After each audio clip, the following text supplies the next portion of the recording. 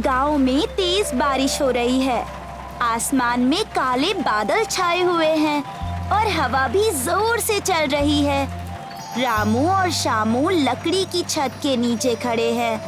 ठंड के कारण दोनों कांप रहे हैं और उनके चेहरे उदास दिखाई देते हैं। उनके कपड़े भी बारिश से थोड़े भीग गए हैं। शामू, इतनी ठंडी हवा चल रही है कि मेरी तो कुड़कुड़ाहट छूट रही है।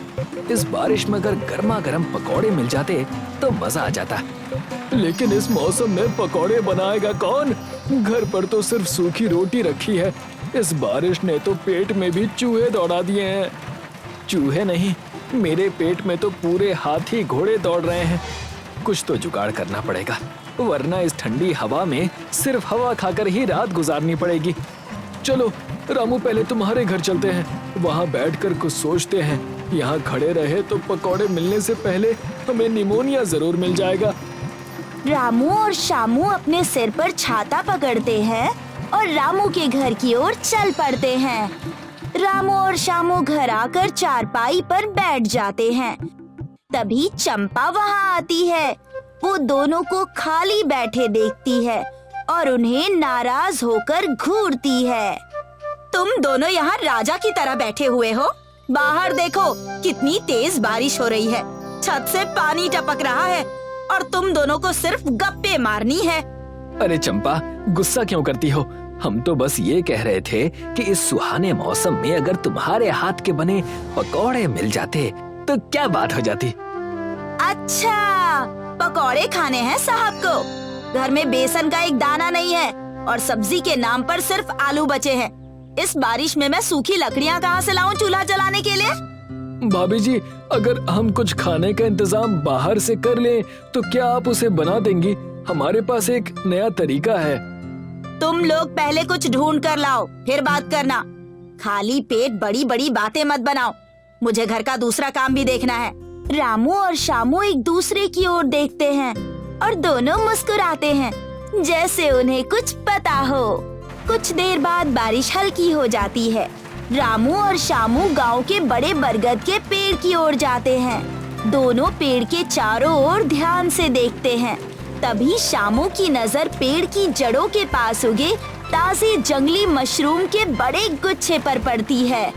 रामू, वहाँ देखो, कितने सारे सफेद और ताजे जंगली मशरूम उगे हुए हैं। हमारा काम तो बन गया। ये तो बढ़िया मशरूम है। इनके पकौड़े तो इतने स्वादिष्ट बनेंगे कि उंगलियां चाटते रह जाएंगे। चलो जल्दी से इन्हें तोड़ लेते हैं। हाँ, जल्दी करो। लेकिन एक बात सोचो, चंपा भाभी ने तो साफ मना कर दिया है कि उनके पास सूखी लकड़ी नहीं है, तो अब मशरूम के पकौड़ों को बनाएगा कौन? बात तो तुम्हारी चिंताजनक है भाई।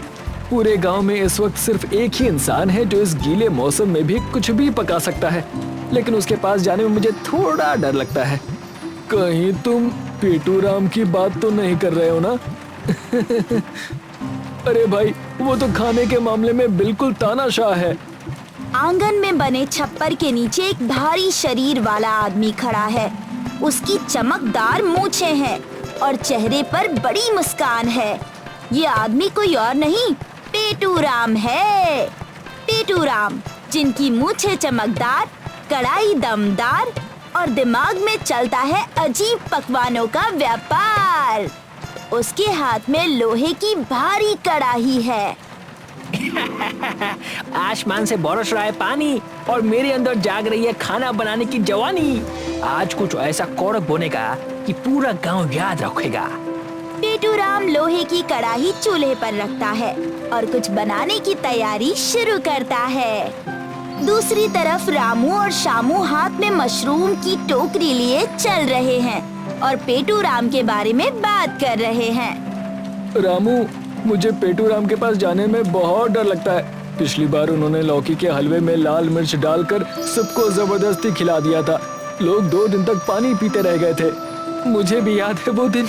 लेकिन शामू, उनके हाथ में जादू भी तो है ना।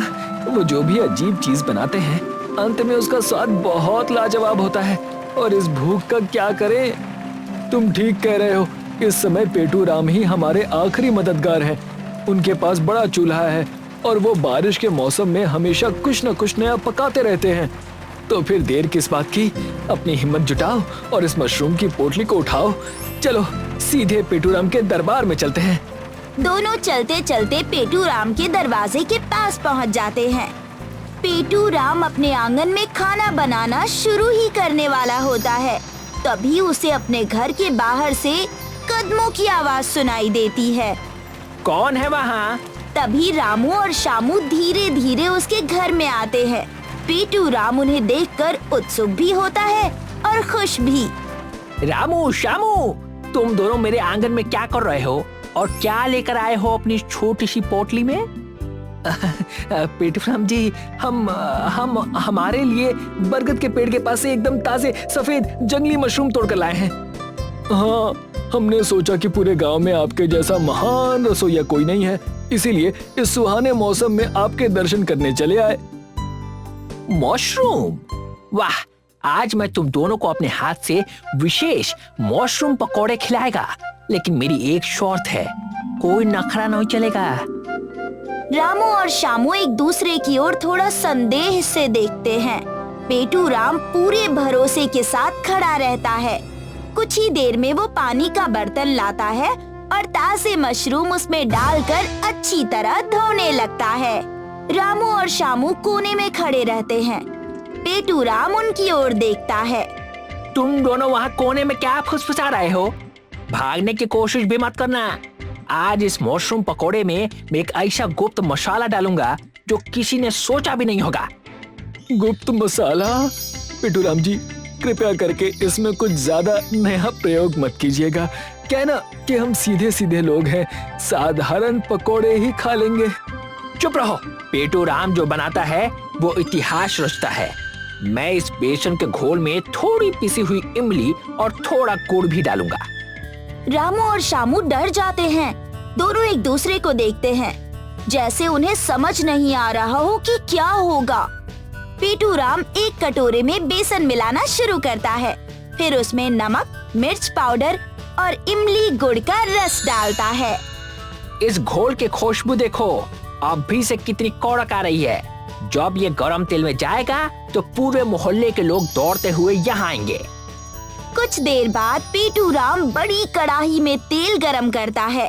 तेल गरम होते ही वो बेसन में लिपटे कटे हुए मशरूम उसमें डालने लगता है। वहाँ अच्छी खुशबू फैलने लगती है। तभी चंपा भी वहाँ आ जाती है। अरे वाह, ये कैसी सौंधी खुशबू आ रही है। पेटूराम जी, आप क्या बना रहे हैं? आओ चंपा बहू, आओ। देखो, आज मैं बना रहा हूँ पेटूराम के विशेष मशरूम पकोड़े। ये नजारा तो देखने लायक है। चंपा, हंसो मत। इन्होंने इस पकोड़े में गुड़ और इमली मिलाई है। पता नहीं इसका स्वाद कैसा होगा। हमें तो अपनी जान की फिक्र हो रही है। बातों का समय खत्म। चलो सब लोग बैठो, मैं गर्मा गर्म पकोड़े परोसता हूँ। कुछ देर बाद सब वहाँ रखी चारपाई पर बैठ जाते हैं। उनके मन में थोड़ा डर भी है और उत्साह भी।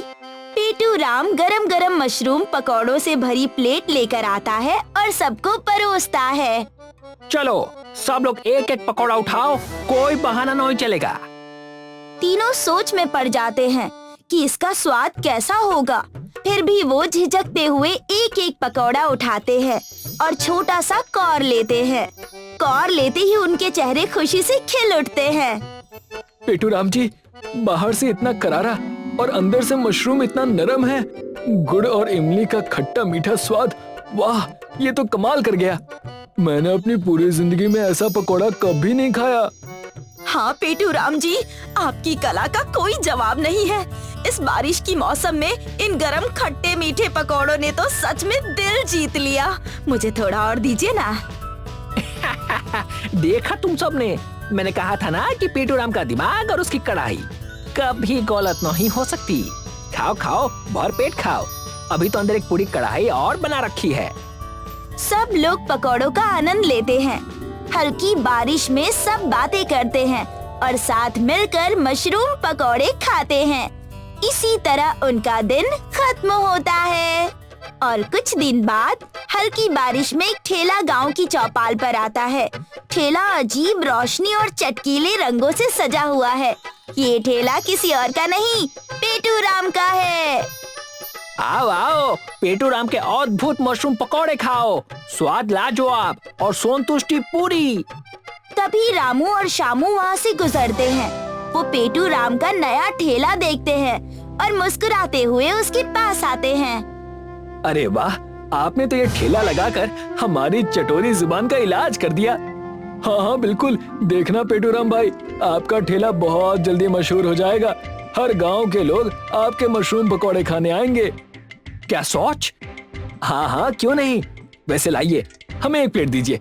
कितने का है 1 प्लेट? हाफ 501 और फुल 1001। क्या इतना महंगा? शामू, तुमने सच कहा था, लोग आएंगे तो जरूर, पर स्वाद के लिए नहीं, इस पागल को देखने। तुम दोनों दुष्ट आदमी हमारा मजाक उड़ाता है। पेटू राम उनकी बात सुन लेता है और हाथ में करची लेकर उनके पीछे दौड़ पड़ता है। रामू शामू डरकर वहाँ से भाग जाते हैं। इसी के साथ कहानी समाप्त होती है।